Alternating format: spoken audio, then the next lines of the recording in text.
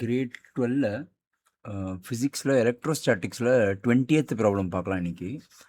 Small conducting sphere is hanged by an insulating thread. இது வந்து ஒரு இன்சுலேட்டட் த்ரெட் ரைட்டுங்களா? Insulated thread. Okay. between the plates of a parallel plate capacitor. ஒரு parallel plate capacitorனா நம்மளுக்கு தெரியும், ஒரு பக்கம் பாசிட்டிவ் சார்ஜ் இருக்கும், ஒரு பக்கம் நெகட்டிவ் சார்ஜ் இருக்கும் ரைட்டுங்களா? ஆஸ் ஷோன் இந்த ஃபிகர்னு சொல்லிட்டு நெட் ஃபோர்ஸ் கேட்டிருக்கான். இப்போ இங்கே பாருங்கள், ஒரு பாசிட்டிவ் சார்ஜ்லேருந்து நெகட்டிவ் சார்ஜுக்கு எலக்ட்ரிக் ஃபீல்ட் லைன்ஸ் ஃப்ளோ ஆகிட்டு இருக்கும். ஒரு பாசிட்டிவ்லேருந்து நெகட்டிவ்க்கு எலக்ட்ரிக் ஃபீல்ட் லைன்ஸ் ஃப்ளோ ஆகிட்டு இருக்கும். இப்போது இது ஒரு ஸ்மால் கண்டக்டிங் ஸ்பியர். இது ஒரு கண்டக்டிங் ஸ்பியர் இங்கே இருக்கு இல்லையா? இது வந்து நம்மளுக்கு என்னது, ஒரு கண்டக்டிங் ஸ்பியர். இது ஒரு கான்செப்ட் பேஸ் கொஷின்.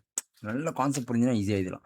இப்போ பாருங்கள், இங்கேருந்து இந்த எலக்ட்ரிக் ஃபீல்ட் லைன்ஸ் பாஸ் ஆகிட்டு இருக்கோம், பாசிட்டிவ் நெகட்டிவ்க்கு இப்படி பாஸ் ஆகிட்டே இருக்குது ரைட்டுங்களா?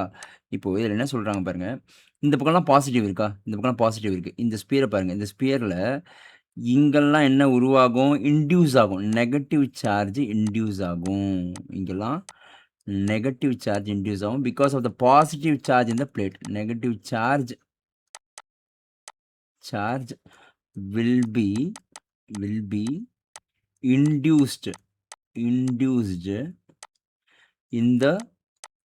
the left side of the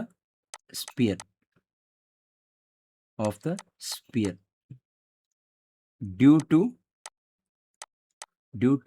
positive charge in the plate. ஓகேவா?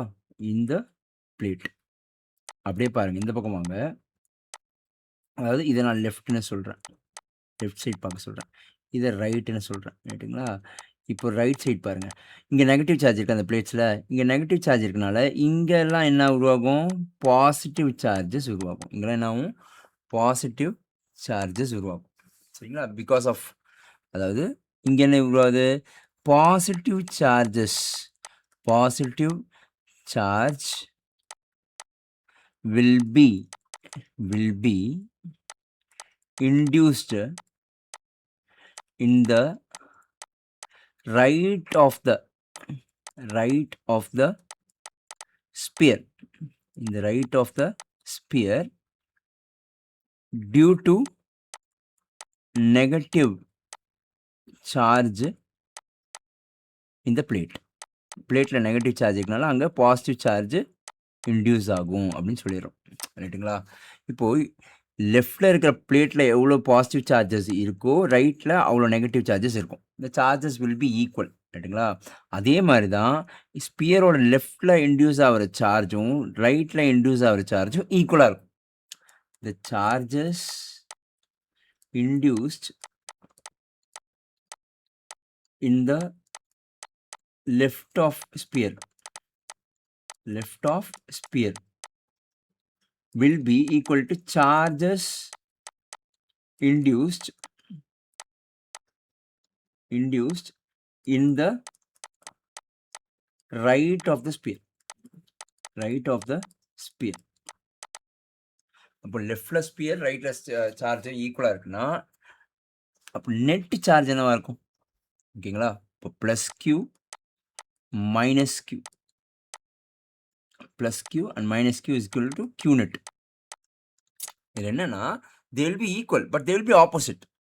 புரியுதுங்களா? இவங்க ஈக்குவலாக தான் இருப்பாங்க, பட் ஆனால் ஆப்போசிட்டில் இருப்பாங்க. அப்போ இவங்க ரெண்டு பேர் என்ன ஆயிடுவாங்க? கேன்சல் ஆகிடுவாங்க. அப்போ q net என்னவா இருக்கும்?